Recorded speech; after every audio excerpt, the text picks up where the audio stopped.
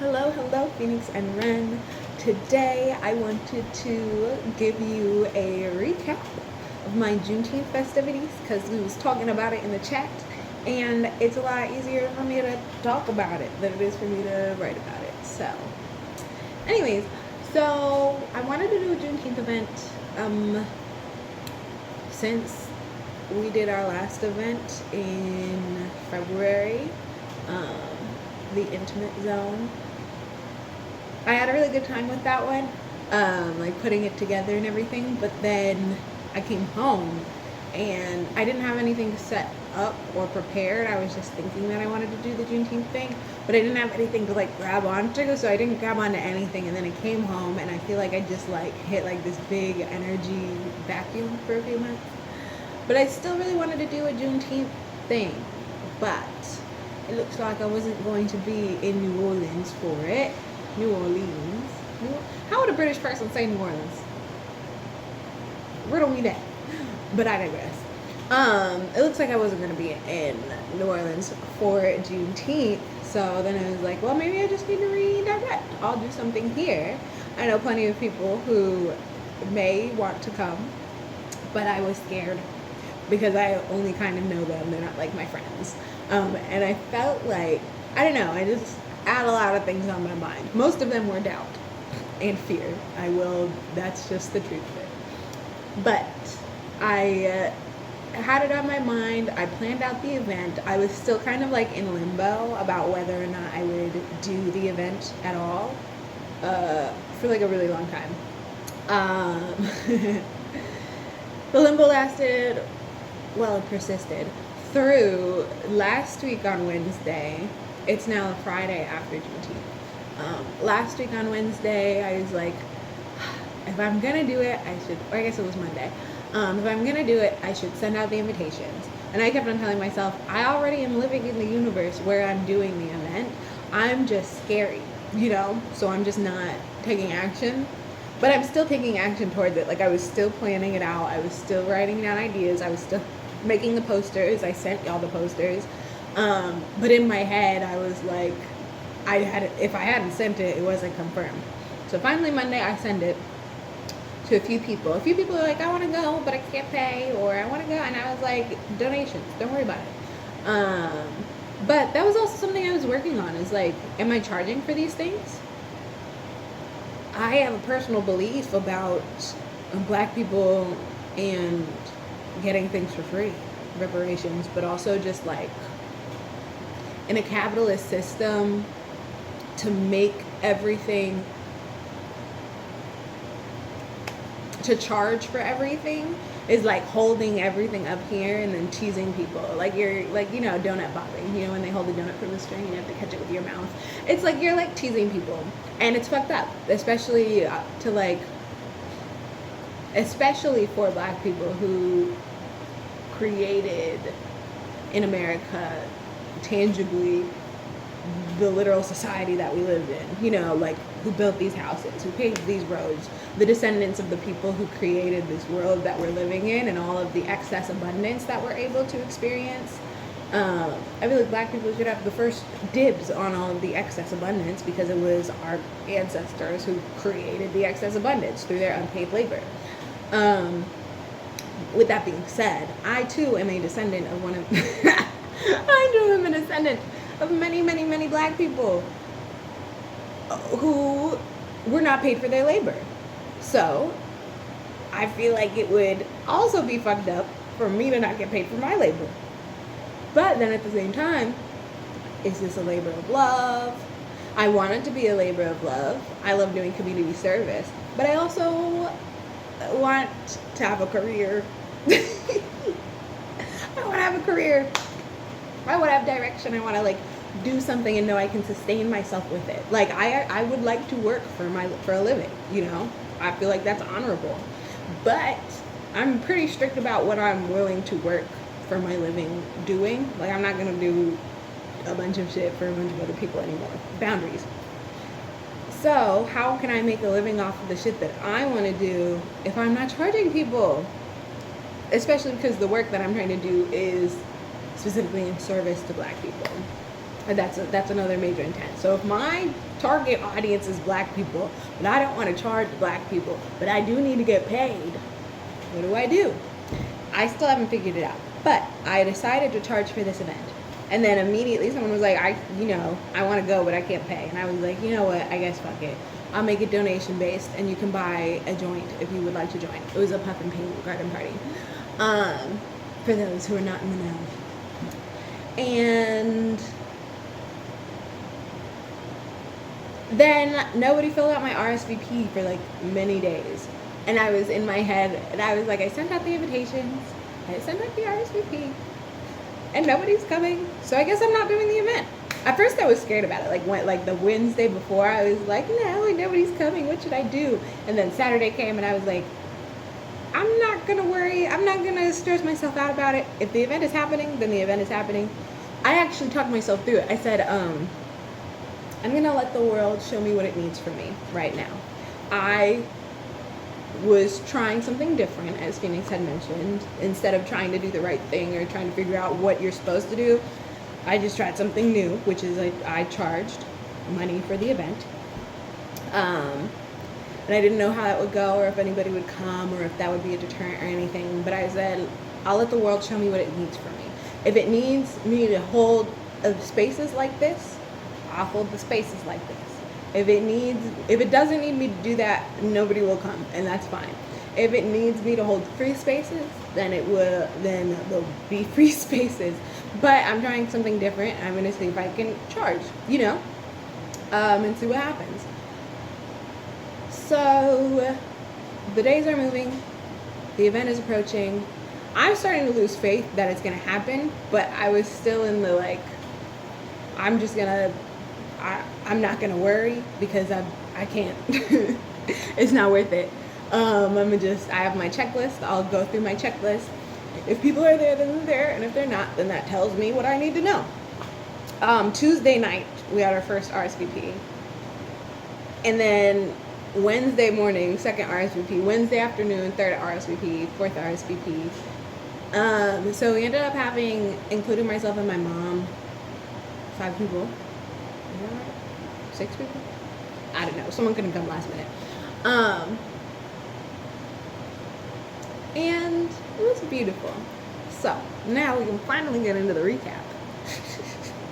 So I decided I wasn't gonna cook anything, but decided to anyways.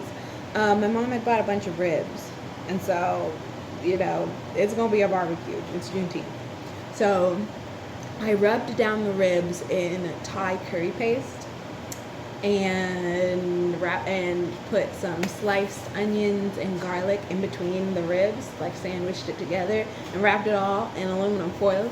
My mom threw that on the grill with some potatoes and stuff. I made a summer salad out of our harvest, so our fresh harvest of strawberries. It's the end of strawberry season, so we got all of our latest strawberries.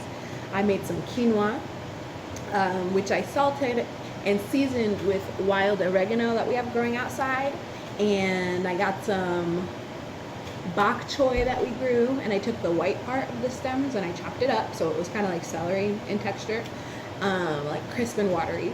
And then I also got some lettuce leaves, which I washed and I ripped up and I threw in there, and I got some fresh oregano and I threw it in there, tossed it all together, threw on some vinegar and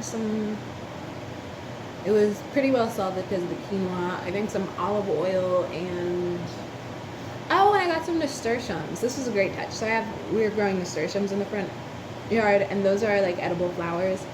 And they've got these little, it kind of looks like a lily pad. The leaves, it's like a circle, but it's got like the stem coming out of the middle of the back. And we have a variegated variety, so it's really pretty leaves. And the flowers are red, and the whole plant is edible. So I chopped up, but the leaves are spicy. It kind of tastes, it's like a really peppery flavor. Not like a black peppery flavor, more like a mustard, like a really strong mustard or wasabi type peppery flavor. Just like a at your nose type pepper. Not necessarily like a burning your throat type pepper. Anyway, so I tossed all that together for a salad, and then people started showing up. The dogs were a huge hit. I have 2 puppies. They're old people, Koopy and Banny, and they were wonderful for the whole day. I had a great time running around outside. I collected a bunch of rocks throughout the week on my forest adventures, about this big to this big, and our paint and puff prerogative, if you will, bars, was to create forest boons. Boons as in like doubloons, as in pirate booty, as in treasures that you find out on your adventures. So I collected the rocks. They were to, be painted and then distributed throughout the forest or kept at home, or they can be like labels for your plants. So say you plant some rosemary. You need to remember where you planted your rosemary. Now you have a rock that says rosemary and it's very cute, and you just put it there instead of like a stick or something. Now it's a rock. It's just more fun. So that was the plan, and I had all the rocks laid out. I have a fire pit in the backyard. We had some seats set up with some cushions and whatnot, and I had my speaker out there, and somebody came in and they asked if they could put on a playlist, and it was Dorothy Ashby's Afro Harp, which is delightful. I love Dorothy Ashby. And I didn't know exactly what music I was going to play for the event. So I was like, yeah, you got it. You know the vibe already. You're on the aux. And then we started with a tree tour. So I just took people around my yard and I introduced them to the trees that were around the yard. And other species of plants, other types of plants too. Like I started with the maypops, which is American mandrake. Pretty poisonous, except for when the fruit is super, super ripe. And then it's very edible and tastes like pineapple guava. We started there, and then I walked them around and showed them, different types of oak trees. We started with the giant white oak that kind of like guards the property over here. And then walked through, I discovered an American elm tree on the property. American elm is pretty severely endangered. It's related to like slippery elm and all the other elm trees. But this particular variety, while your grandparents may be very familiar with it because it used to be planted all over the fucking place in America,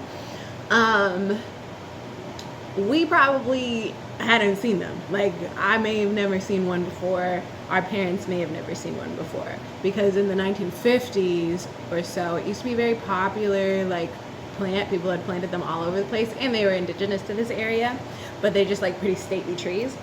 But then there was a Dutch beetle that came across carrying a fungus, and that fungus obliterated the entire population. It did teach people that monocrop and monoculture is not actually super effective, because if you only plant one tree everywhere, if something happens to that one tree species, now you have no trees. So now people plant more of a variety of trees. Similar issues happened with the American chestnut.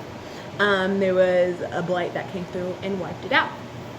And I also have an American chestnut on the property, and similarly with white ash, which we also have a living tree on the property. White ash is way more recent though.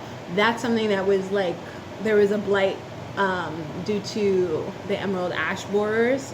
And they just chewed straight into the tree and could gut it. The tree didn't stand a chance.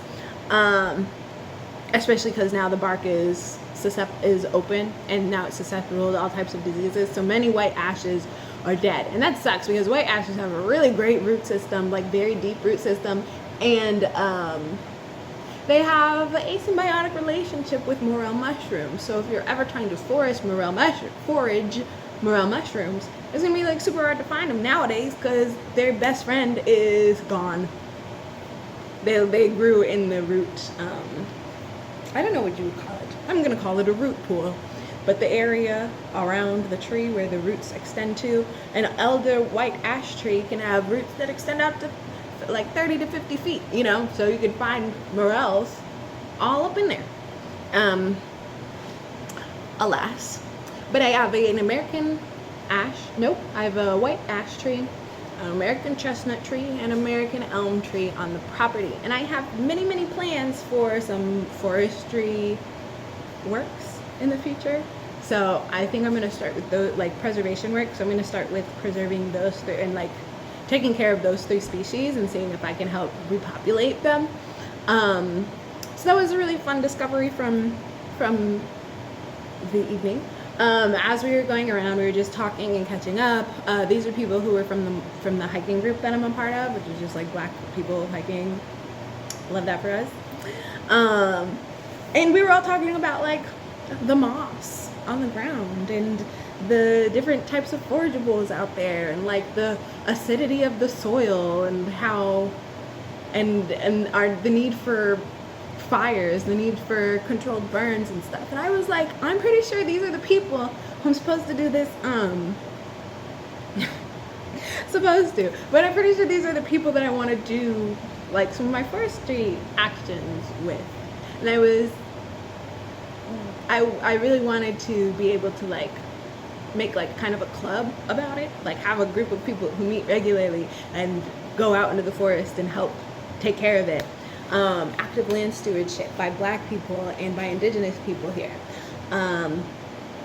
And I'm like finding people who are equally as passionate about the forest, who are equally, if not more, informed about just the things around us. And yeah, bring a lot of their own information to the table and who would want to like work with me on that. So that was wonderful. The tree tour ended up taking like a good chunk of the time. We started at 6 and it was supposed to go to like 8:30 or something. I think we ended the tree tour at like 7:30, which is very typical, but that's fine. We met the sumac, we met all the berries, we met the grapes, we met the tulip poplars. We talked about music history. Someone said, tulip poplar, why does that sound familiar? And I was like, well, it is, it was, what is the word? Encapsulated. It was crystallized in time. It was something. Iconic. I don't know. I'm trying to make up a word. It doesn't matter. But the tree is popularized, if you will. Dang it. The word I'm looking for is like popularized, but it doesn't mean to make popular. It means to like make it iconic or to make it to crystallize it in time to something. I don't know. I digress. Let me know if you know what word I'm talking about.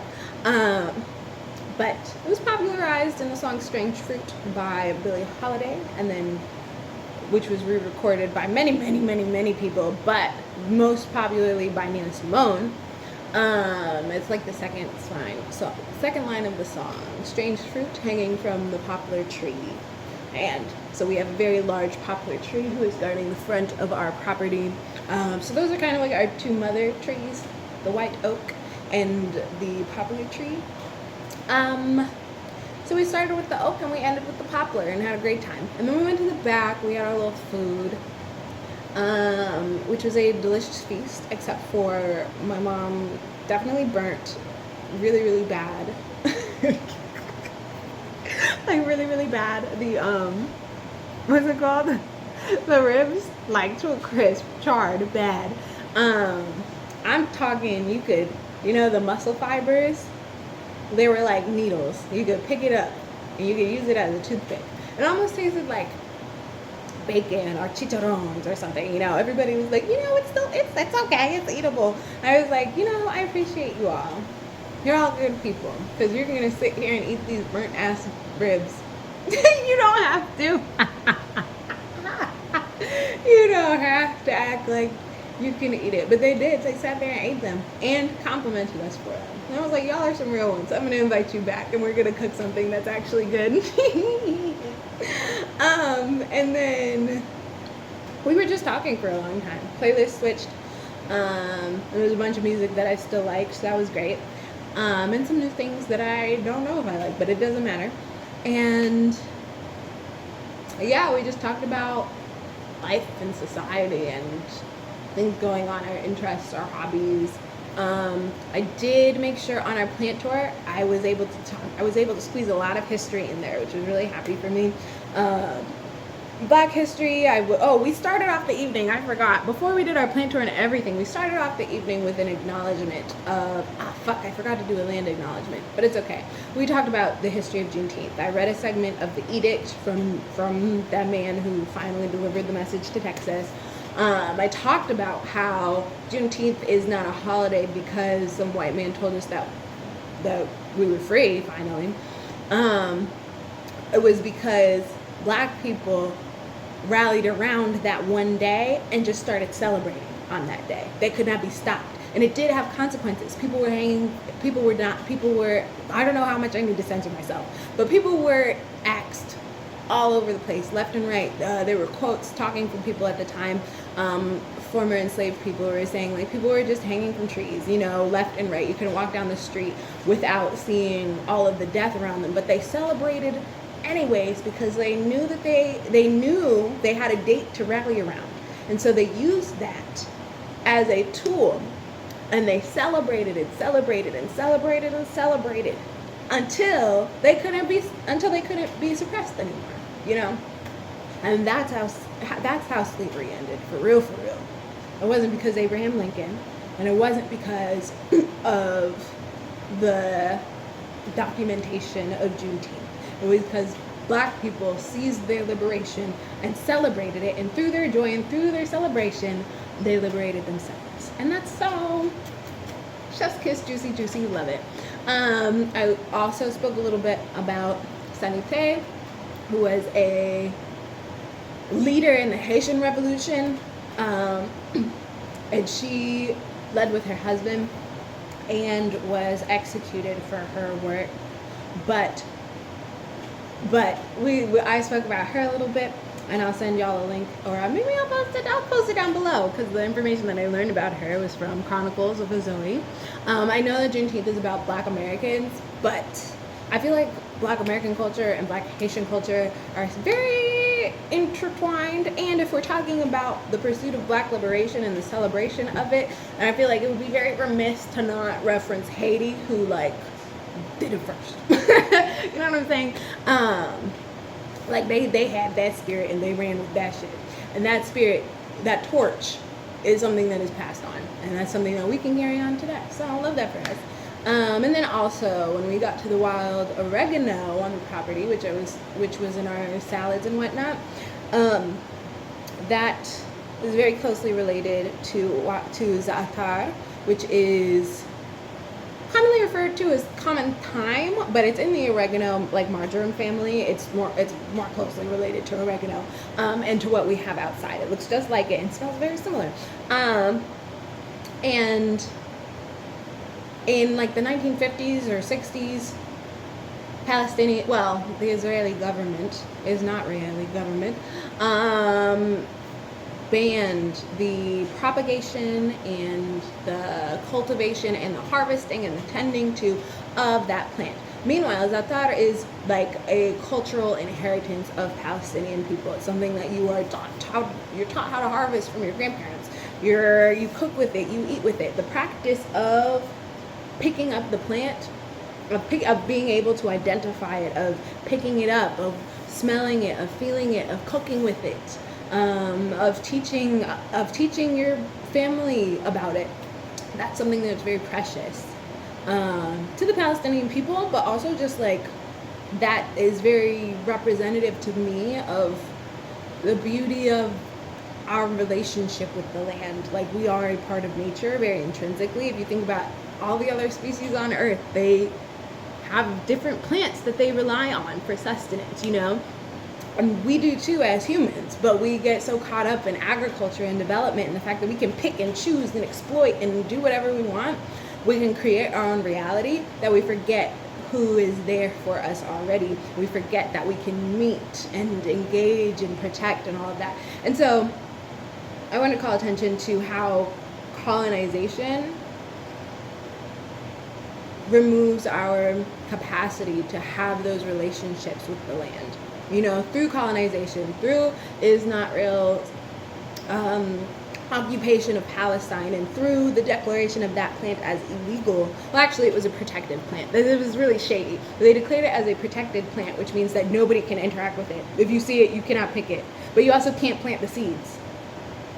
You're not able to pick, you're not able to spread the flowers. You can't assist it in any way, shape, or form. So now the plant is dying back because we were the ones, not we, but the Palestinians, they were the ones keeping it alive. I'm saying we because we as humans, you know, we were the people keeping it alive, because when we care about the earth survives, the earth lives, the earth thrives. So I was glad to be able to talk about that. I was glad to be able to talk about all the things that I did discuss. I like to be able to interweave social justice and critique and conversation about like the world around us into like not passive, that's not the word, but like secular is the word that's coming to mind, but that's not the word either. Just like casual events, you know, like we're at a paint and puff, you know, there's a bonfire and we're eating dinner, but we're gonna talk about Palestine, we're gonna talk about Sudan, we're gonna talk about Haiti, we're gonna talk about what needs to be talked about. So all in all, I had a great time. We barely got to the painting. It was nighttime by the time we pulled out the rock. Some people just took rocks home. Somebody painted a little bit. But it was mostly time and good fellowship and good company. It was very illuminating to me. And I think I have more clarity on what the world wants from me right now. So that's good. I'm excited.